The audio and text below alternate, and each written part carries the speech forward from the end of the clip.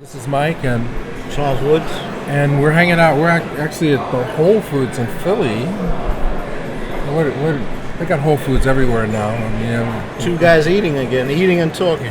So we finished eating. We don't want to be super rude. And I'm putting on 20 pounds since I've been in Philly with this guy. Are you having a good time, sir? Yeah. Are you? What can you say? It's been at least a month and a half since I saw you. Oh, okay. And face to face. We talk all the time. What are you? What's your mood right now? This is our podcast conversation thing. We're going to go through some recent news, and I'm going to show Charles a few trailers to get his reactions, and then we're going to go through some of the questions that you had asked Charles to address. How's that sound? Yeah, if I remember some of the movies they referenced or something, I'll try my best. But I want to give a quick shout out to Zodiac Queen, Tucson. I hear from a few people I haven't seen and heard anything from, but you guys, you make me feel so welcome, and I'm humbled by your comments, and I really mean what I say. I love you, and we go from there. Yeah, I'm just going through the I'm news. happy. Just telling Mike, one of the great things about this experience is a brother just gave me a shout out. Man, we go back a long time ago, and Brother Hamza will be getting in touch with you. And Welfare Dad, you know I love you. Welfare Dad is my man. Fans. So I guess the first, and shout out to Brother and Kruma. So we have more video coming. That was a beautiful experience. Brother and Kruma is doing it, man. He loves his people, and he's trying to get us together, man. So I was gonna say we also, Charles sat down. We did a mini breakdown or mini lesson on Black Panther. A lot of things. So we'll save the commentary for later. It's going to take a couple weeks to get it posted up. I'm also on deadline with the screenplay, and I've got some freelance jobs, but that's coming your way. But as we speak today is the day that Infinity Wars comes out. So it's not a spoiler to let people know our initial thoughts on that one. Well, I personally didn't care for it, the movie, because it's when you don't know what the hell's going on. I think, as someone said, if you're just getting into Marvel characters, this is not the place to jump in. There's so many. I don't know how many. About 20, you said? Well, yeah. I mean, basically, the latest Avengers Infinity War is tying together the last the Marvel Avengers Civil War and the original Avengers movie. So I think if you followed the entire series and are familiar with all of the characters that have been introduced so far in the Marvel universe, it could be a fun movie. But the problem is it's like 2 hours and 40 minutes long, yeah.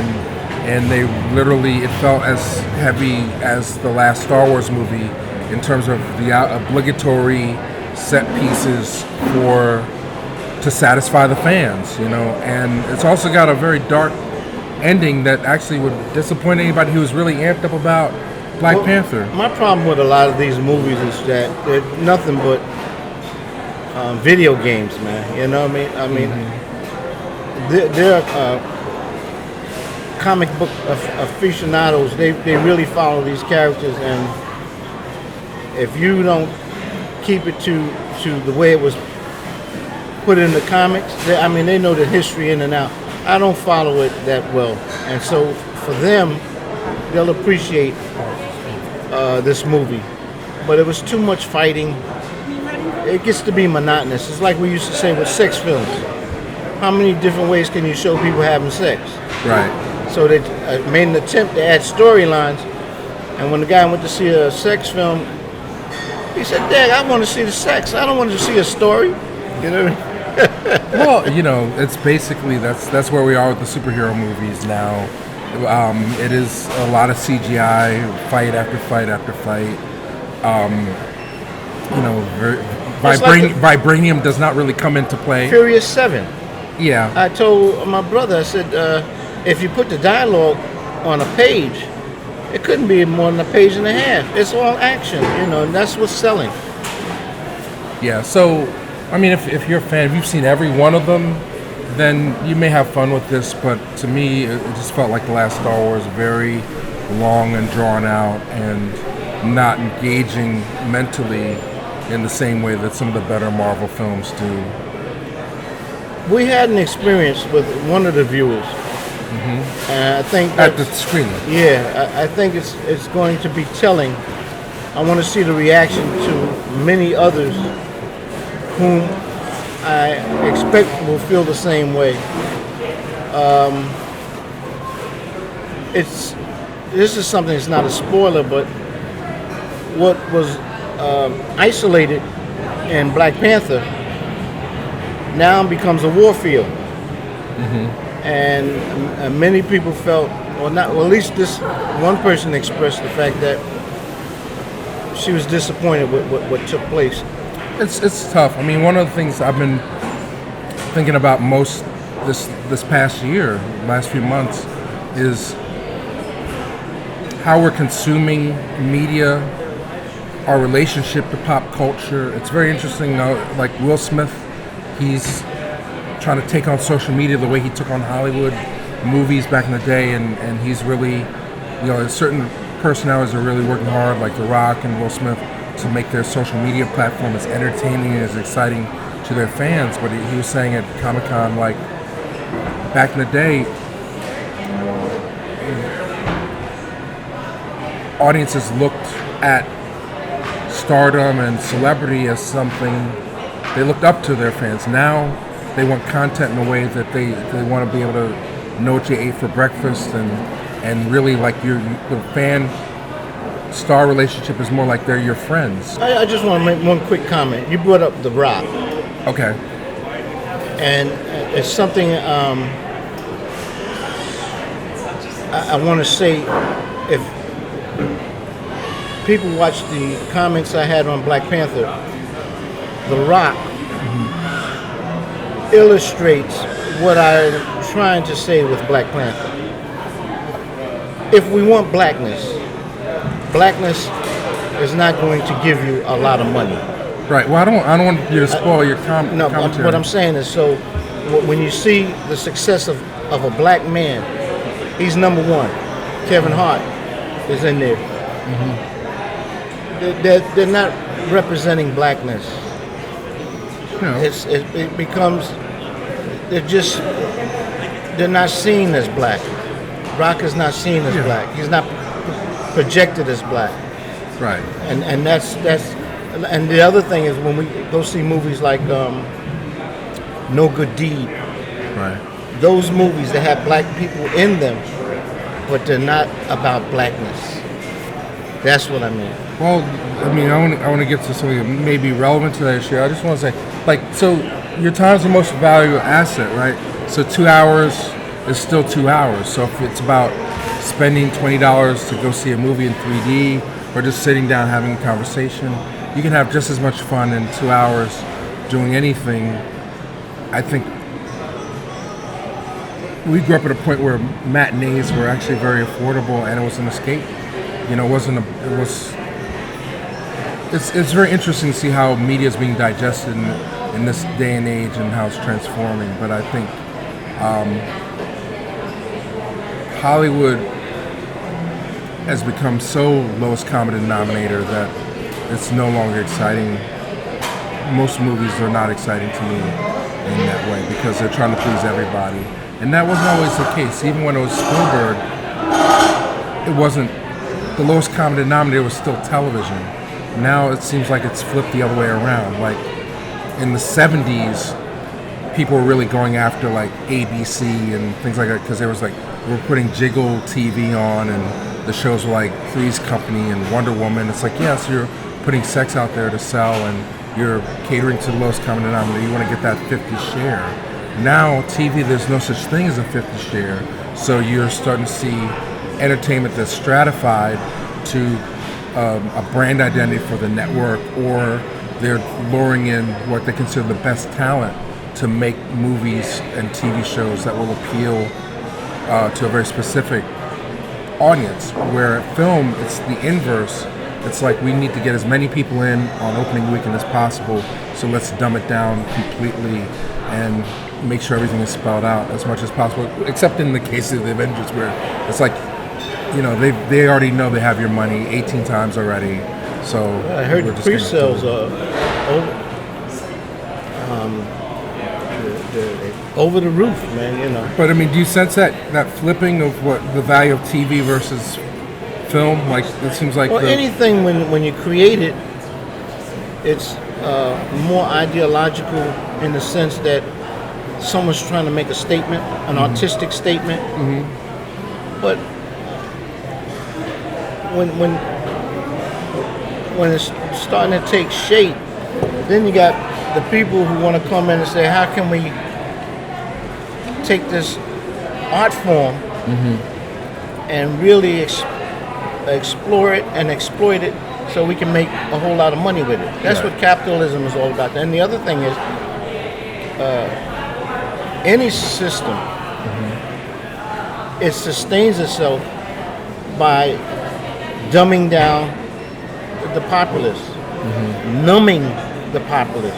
Right. Where what we get is, yes, it's on an entertainment level, but it's on a level where you're giving people escapism, you're giving people entertainment, you're giving them diversion, but you're not giving them anything else.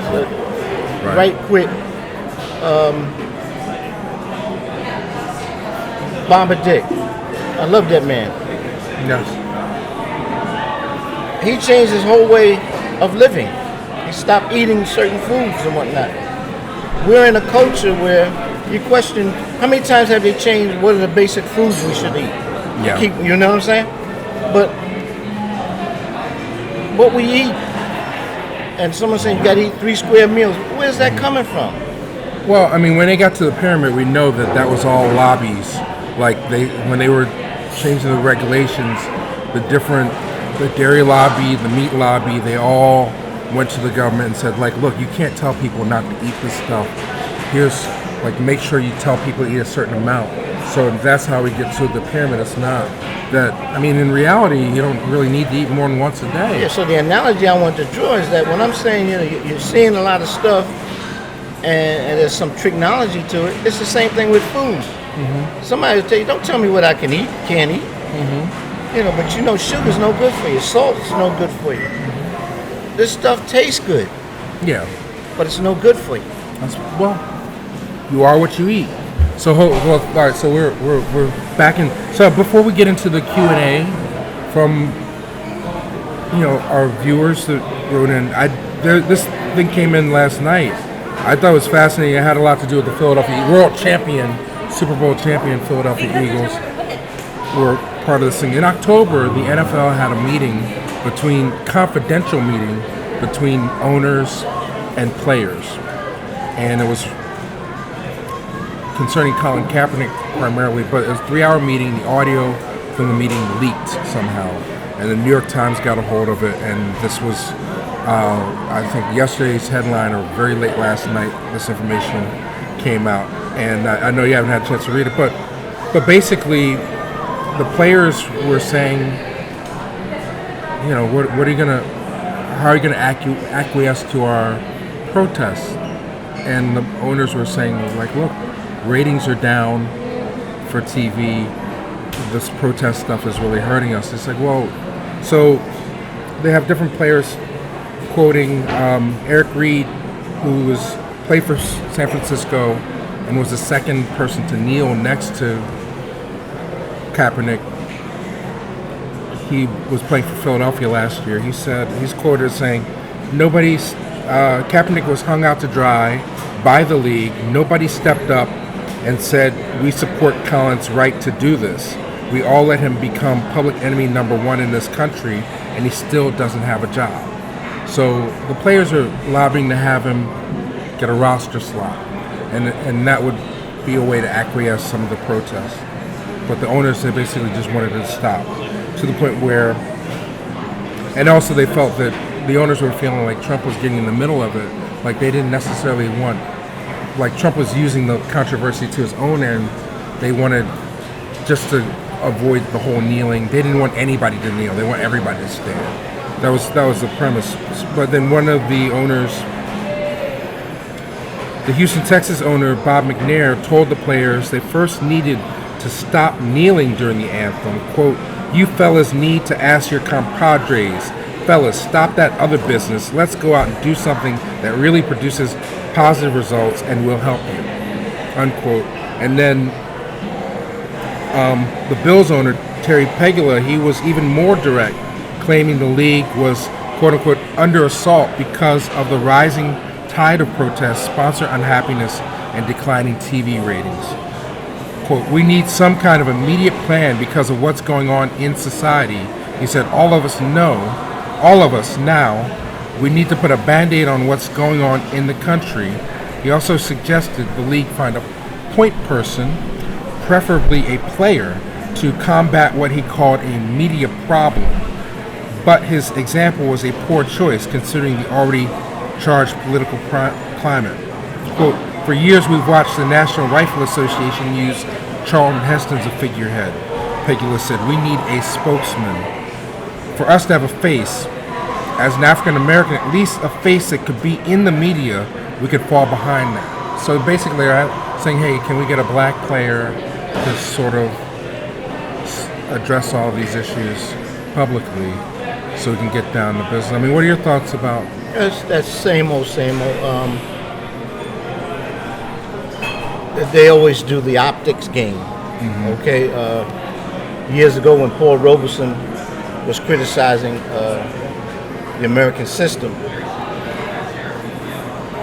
Jackie Robinson got pulled into that whole thing, and he said something that went along the lines of endorsing what the critics against Robeson was saying. So It became a black man against a black man. Mm-hmm. So as I said before, it becomes the good black versus the bad black. You had that with Ali, mm-hmm. and that's where once Ali became a Muslim, I mean, they didn't like him for his mouth and whatnot. But becomes a Muslim, then you can have, Joe Frazier is the good black man, mm-hmm. Ali is the bad black man. You see what I'm saying? Right. They always do that. They always try to find. This is why you have a Stacey Dash can make some money, mm-hmm. and when she's gone, you can bring in a Candace Owens. Right. Okay, that's why we have so many black conservatives, and they won't admit the fact that they can make money mm-hmm. Saying the things they say because it goes along with the system. That's why they're there. Yeah. Someone's saying we need the black face, we need a black person to say the things we want to say. Well, what was interesting, I don't want to name names, but we did like a tour of my old neighborhood and we were talking to somebody mm-hmm. who deals with police officers and just the mentality of being a cop. A lot of folks go into the game with a lot of prejudice, and it's real, I mean, if in terms of not even like accusing a police officer or the KKK or white supremacy group infiltrating police, I think the mentality is already there with a lot of police to at least profile. I'm just trying to be polite. I mean, how much of that would you agree with? Well, something's definitely wrong with this picture, I mean, they bring in white criminals alive, and they're shooting down black men, and all they have is a phone. Right. What's up with that? It's a mentality. Right. And also, it's the fact that if you have that gun and that badge, right away, you can. It's. Like you can get away with above murder. the law. You're Steven Seagal. And it's the image of us. It persists. You know, as I say, it lasts, Lasts, because the people who control the narrative of who we are, it's always going to be a pejorative narrative of who we are. You know, they project us. They always want to say we're apes. So we're animals. We're a different species. So, you know, you're not really killing a human. Killing an animal, a black animal. Right. So it's interesting. I thought the NFL leaked audio was really interesting because it's almost like they're trying to, you know, the way my imagination works, it's almost like they're having a meeting to try and prevent a slave revolt, you know? Well, here's the thing. They wouldn't even be having the meeting about this if they weren't losing money. As I said before, earlier in my commentary on things, the way you hit capitalists is in their pocket. Right. All right? That's when it becomes a problem. They're talking about this because they're losing money. Yeah. Without question, yeah. But one of the articles that was writing said NASCAR's losing money. Nobody was protesting. It's like ratings are down anyway. You know, we're in a recession. People have more choices, things to do with their Sunday afternoon. And you know, beyond that, the other concussion controversies, a lot of factors beyond this. You know, Colin Kaepernick's or any player's right to protest. You know, but I think the assertion, the lack of understanding is one that really encompasses beyond privilege a sense of entitlement. Like you work for me, you get this under control. We need somebody to handle this. You know, who's going to go in and be the house Negro on this? So. The game has never been the same. It's never been a level playing field. This country was founded on protest. Taxation without representation. Live free or die. Okay? That's the white revolutionaries. Right? When the black revolutionaries pick up the same talk, it's racist. It's BS. You see, they're the only ones who can do it the way they want to do it and be justified.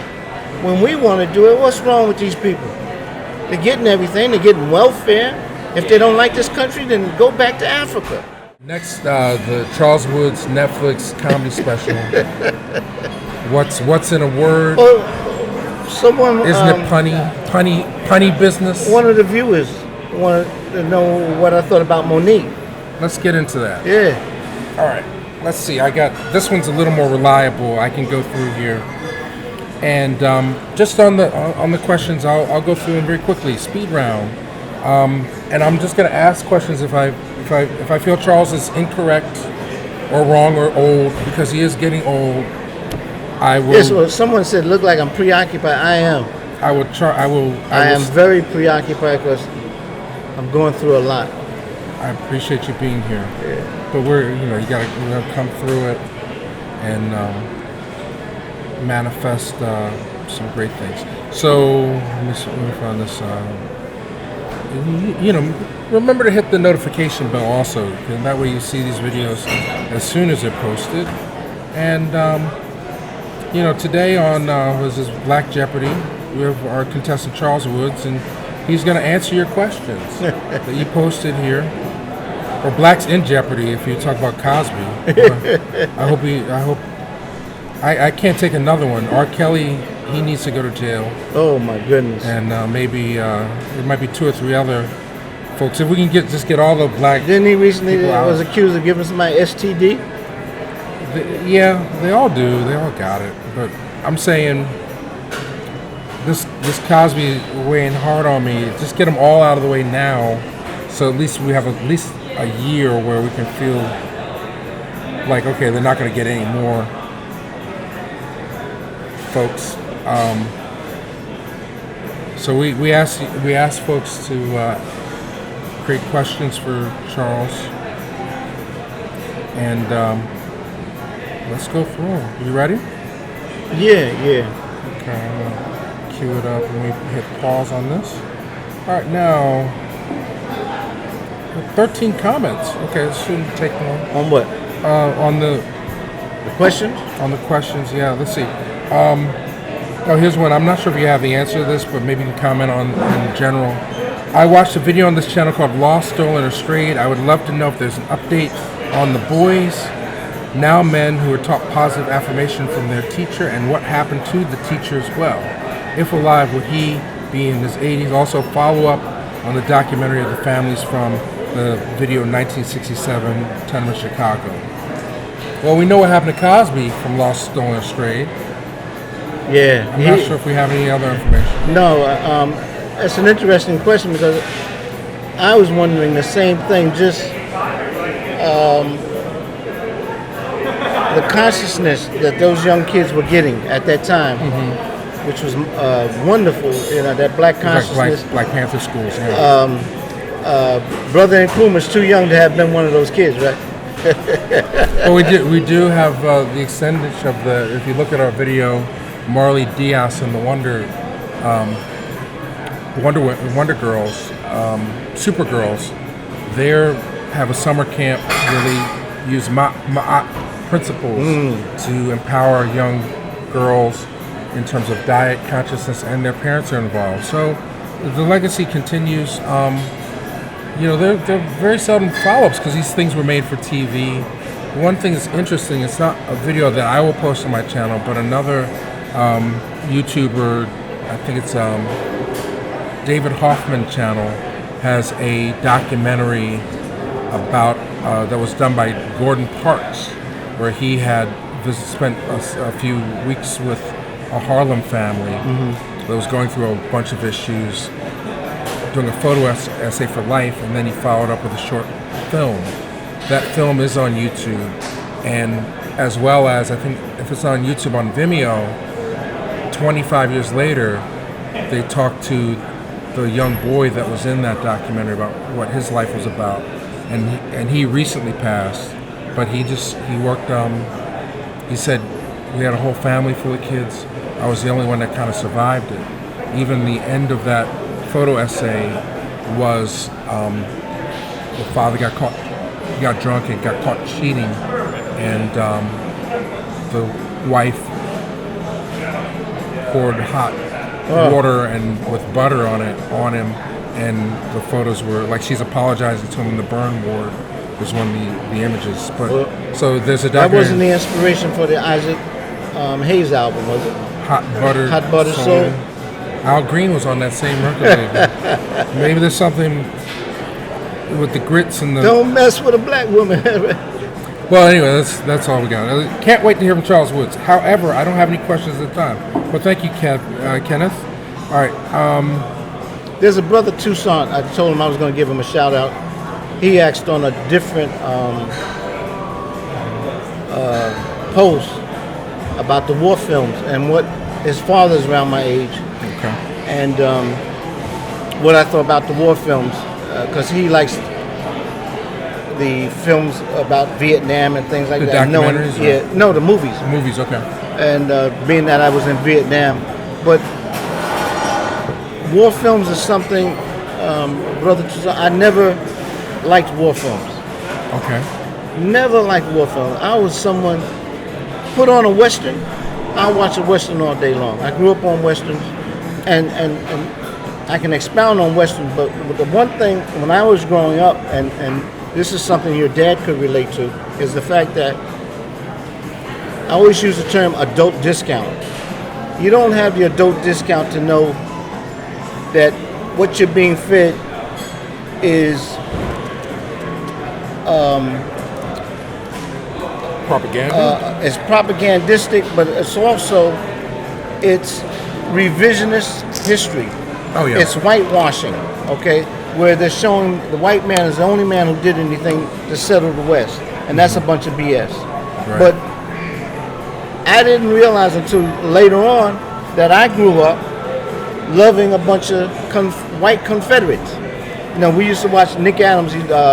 I spoke about this in the thing we never posted, but there was a show called The Rebel. Nick Adams helped produce that, The Rebel, and they don't even play the actual theme song for copyright purposes, but Johnny Yuma was a rebel. He roamed. Can she make it back? I don't know if she can make it. He roamed through the West. Yancey Derringer, who was played by Jock Mahoney, loved him. Right. He was a Confederate. I'm saying all my heroes are Confederates. You know, the Texan, the Texas Rangers. The Texas Rangers was a racist organization. So they never showed us, and I always point out that when they had Sammy Davis appeared on The Rifleman, because of this misinformation, right away white folks said, well, there's no black people ever settled the West, or there was no black cowboys. So what Ellison writes about the invisible man, they've always made us invisible. They've always erased us of our true history. And so there's a term called admission by omission. They're admitting that we didn't do anything by omitting what we've done. Almost as bad. We just had, if you could hear, Earth, Wind, and Fire September song. People have been going after Taylor Swift. She did a acoustic cover of Earth, Wind, and Fire, folk song style, ballad. Can you imagine that? Wow. Well, but to commodify things. Little Richard talks about his music was different from James Brown's music. But James Brown's style was a copycat of Little Richard. They're from the same. But what happened is, what Little Richard did to make it appeal to whites, he speeded up the music because white folks, they need the music speeded up. That's why they always look like they're dancing out of step. That's actually very true. Chuck Berry did the same thing. They recorded. Chuck Berry actually has a very nice baritone. When they made those records on 45, they sped up the master to give it a faster pace. So he always sounds a lot higher on the recordings than he did live at that time. His voice is actually a lot deeper. But James Brown, his first 5 years in show business, he was modeled himself after Little Richard, down to the pancake makeup. It's hilarious. But they even had rumors of them being lovers. I heard that. Yeah. I heard Tommy Chong say he was surprised when James Brown put out the record Sex Machine, because when all throughout the 60s they just assumed he was the gay guy because of the way he dressed. And James Brown, you know who is one of his favorite singers was? What's that? I believe it was Johnny Ace. The guy shot himself in backstage. We know too much. They're gonna take us off the planet. We just have too much information. How do I know Johnny Ace? We're here from Gary Watts. How can the independent film artist create a film with the same muse of creativity as the creation of jazz, blues, R&B? The rule I'm looking for is to project our image on film in spite of our conditions in society and not reaction to our social standing. Freedom by any use of imagination. When I saw that, right, I said, this brother is touching on what I've been talking about. And I told you Eddie Glaude in my book, he signed his name, but he wrote something I felt was very profound. He said, imagination is freedom. Now you speak about this a lot of times. You always bring up how the music, the rap artists and whatnot, their artistry in the initial stages of creating that genre, it was something unique about it, something different. And that's the key for any artist, to have the ability to be true to himself ideologically, and then, because all art is ideological, then and through the art to express who you are. See, but the conditioning and the environment comes into play, that whereas with the music, there was always a way to get it done because the music business is different than film business. Music, you can be more, let's say, a single entity, as opposed to when you start making films, you gotta have some big bucks. Initially, it was always about big money, and it becomes more of a collaborative process. All right. So, and I think that's what hurts. The collaboration comes in, then also the fact that it's a much more costly thing to create. Now in the art, it's much more costly.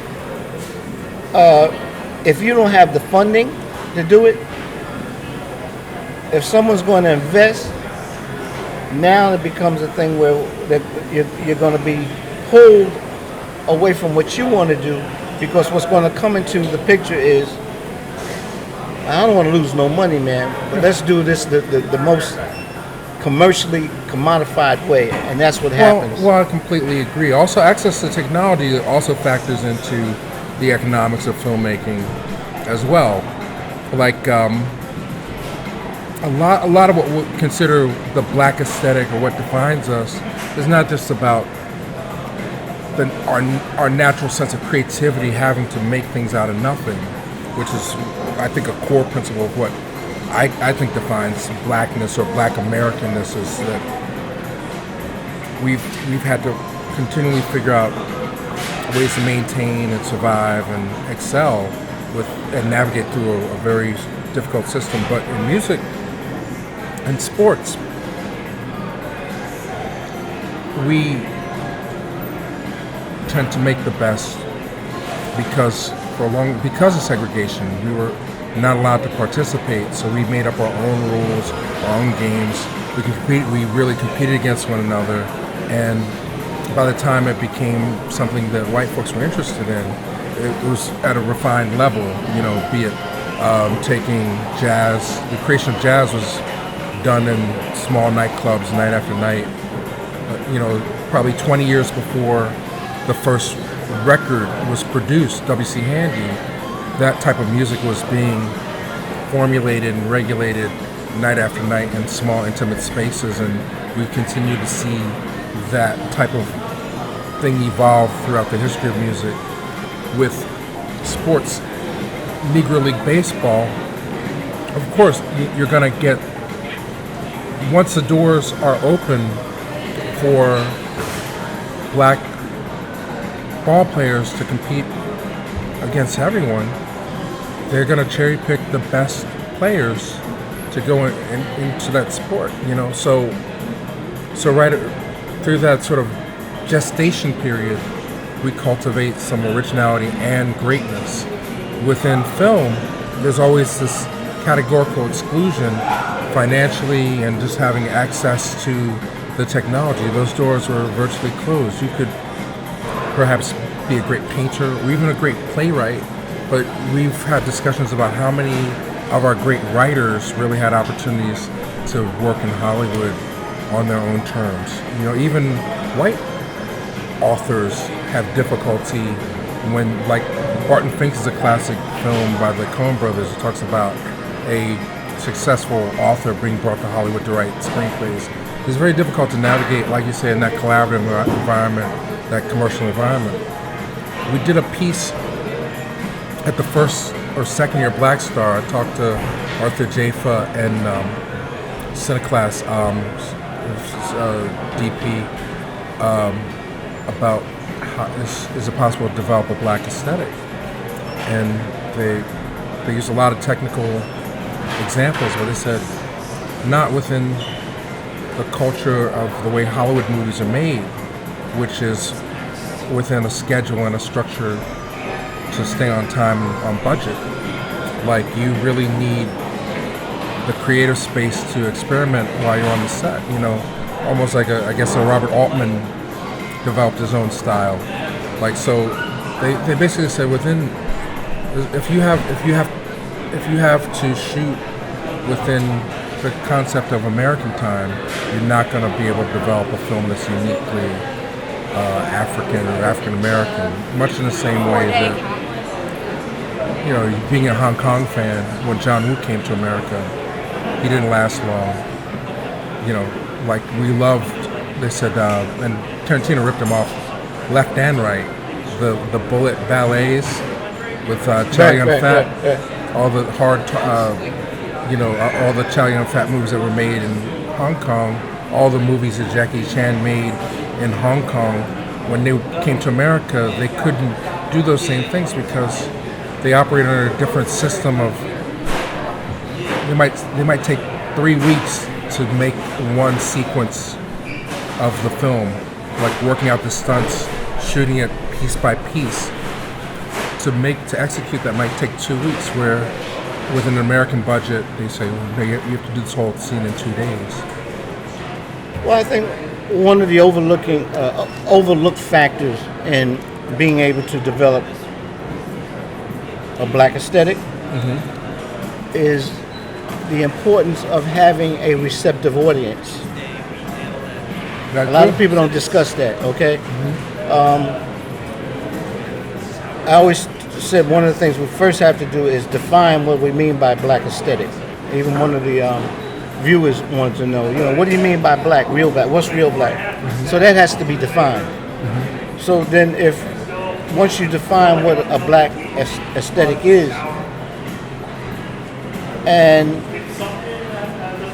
you're making something that gives you all of what that is about, to sustain it, you have to have an audience. And that's what hurts us. We have a number of films that are made and no one's going to watch it. You had a lot of artists. The only time that their work became valuable was after they died. You have Woody Allen, for example. He can make films. He can do what he likes, what is considered a Woody Allen film, but he has a core audience. So to answer this question, I think one of the things is we have to be true to ourselves as artists. We can't let anything dilute what our ideology is. And then we have to find a way to have a supportive audience where there's going to be a group, what the audience is, to come out and support your work. And to be fair, I mean, this may be off most people's radar, but here in Philadelphia we have the Black Star Film Festival, and work by up-and-coming black filmmakers is celebrated for their originality and their desire to create work outside the mainstream. So over the course of 6 years, a lot of people have had opportunities to showcase their work and be exposed to ideas through that level of communication. So when you say, hey, where's Afrofuturism represented in film? Where's the filmmaker that is influenced by Romare Bearden or something like that? Or where's our documentary on Horace Tapscott? Those kind of movies get shown at Black Star. One person to look out for this year is Terence Nance, who had a film almost, 5 years ago, Oversimplification of Our Beauty at Sundance, and every year he and Sean Peters, they collaborate to make short films. They just made a deal, and they have a small collective of filmmakers. They have a deal with HBO, so they're going to be doing a TV series that's influenced by his aesthetic. Well, look at the work of Ahali Karima. Oh, without question. Okay, but his films are not going to be enjoying the success of pop culture type films, right? Same thing. What came to my mind is how popular wrestling is. But that's not wrestling. We call it wrestling, but it's not wrestling. If you went to see a wrestling match, you'd be bored to death because there's a skill and art to it, and it's not 1, 2, 3. These guys rehearse. They used to have it. So you're saying a black film would be boring? No. The analogy I'm making is that, let's say, the phenomenon of wrestling is, we're calling it wrestling. Right. But for it to be successful, it had to be commodified. Right. And in the commodification of it, you may get some wrestling, but for the most part, you're getting a whole bunch of stuff that you would never get in real wrestling. Right. You're not going to get people where you can throw them over like that. It's a long, tedious thing because there's maneuvers and whatnot. So we raised a lot of the issues. I mean, my personal feeling is the main thing is, for so long, film was so expensive, and black folks didn't have the same resources. They didn't have our own industry. Even the black films being made in the 40s were basically white financed for the most part. 90% of them were Hopkins and different distributors. Correct? Yeah. There's white Jewish filmmakers exploiting black audiences. So we're relatively new to the game. But now, literally, any visual effect that you see in the new Avengers movie that's out this week, somebody's going to figure out how to do that on their computer, and virtually everybody will be able to recreate those same effects at home within 2 or 3 years, very simply. So there's no excuse if you want to make technical movies that technically rival Hollywood. It's a lot easier than it has been. It's just, what are the stories? What defines blackness? What is a true black aesthetic? What is freedom? And I think that's a personal artistic choice. But and if you're up for the challenge, you should do it. But there's got to be an audience, or if you do it for the love. Oh, you'll be broke real fast. Yeah, if you just keep making the same. That's why I brought up the Billy Eckstein. You'll be broke trying to play a record with a peanut. I was in Vietnam. I was just before I went. I was in training, and a brother came. He was a jazz artist, and he's playing his music. And I said, "Could you play something like?" He said, "Something like what? Something." What I was asking was play something I knew. Sort of like what happened with George Benson. Mm-hmm. What's his name? The white artist who became very big. Kenny G. That's called like sweet jazz or. But the thing is, you have a lot of the jazz people say that's not jazz. Right. But if you play real jazz, these guys go broke because it's not pop. It's not what this culture has been weaned on. If it's like Shakespeare. Not everybody can go watch Shakespeare. Well, I mean that's something we discuss in our commodification of culture issue. Unfortunately, you can have the best idea in the world, but if there's no marketplace for it or somebody that looks at it and will place value on it, it will and it easily gets go back by to the the old wayside. question: art for whose sake? Are you making your art for money purposes, or are you making your art to express how you feel? Well, that's true. I'm even beyond that. I'm talking about, let's say there's a diamond in the rough. If you don't know it's a diamond, you'll walk right past it, Like, there's a documentary, I think it's still on Amazon Prime called The Prize. It's like a 8-hour documentary about the history of oil, how it became a global economy. And it was done maybe 20 years ago, but basically they said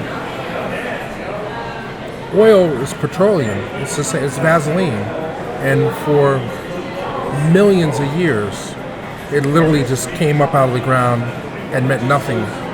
Like Native Americans in Pennsylvania, it was just something that ran alongside the water in the creek. But some enterprising European saw it, and at first they said, wow, this could replace blubber. We can use this to burn our candles instead of killing whales. And then from that, maybe 20 or 30 years after using petroleum for that use, automobile industry starts.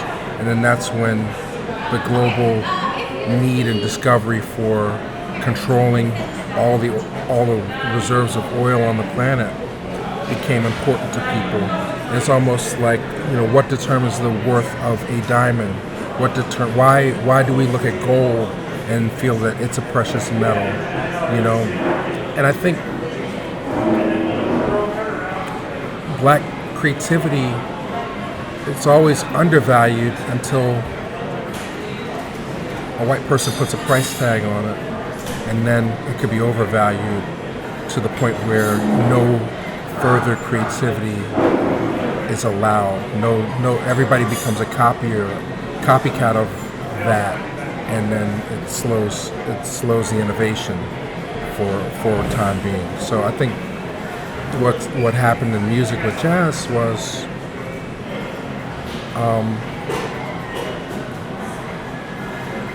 Columbia Records signs Miles Davis. It becomes a different thing than when it's on Prestige, you know. So it would be nice to see, if not a separate system, a self-sustaining, independent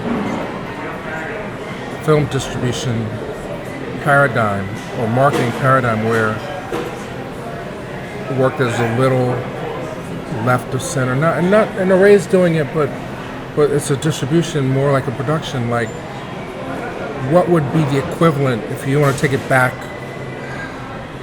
to before things were commodified? What would be the film company equivalent of a Prestige Records or a Tommy Boy Records or Def Jam Records before they got bought out by Columbia, or even Philly International? What would, if you want to make black films, what would a Motown or Philly International paradigm look like within the realm of film? To be continued.